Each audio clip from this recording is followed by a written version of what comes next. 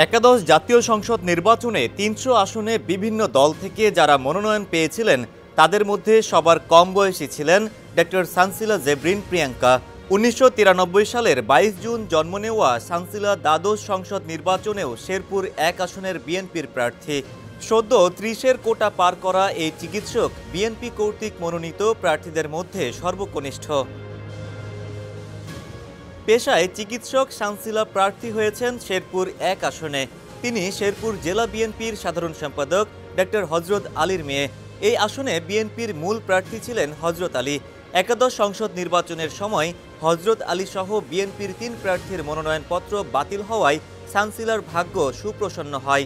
তখনই বিএনপি তাকে বেছে নেয়। বান্ডেল থাকলে প্রতি সেনমানিতে টাকা বাঁচবে। বিকাশ সেনমানি বান্ডেল কিনে জিতুন প্রতি লেনদেনে। সানসিলা স্থানীয়দের কাছে ডক্টর প্রিয়াঙ্কা নামে পরিচিত। রাজনীতিতে আনকোড়া হলেও প্রিয়াঙ্কা চিকিৎসক হিসেবে বেশ সুনাম কুড়িয়েছেন। তিনি ধানমন্ডির একটি বেসরকারি মেডিকেল কলেজে শিক্ষকতা করেন।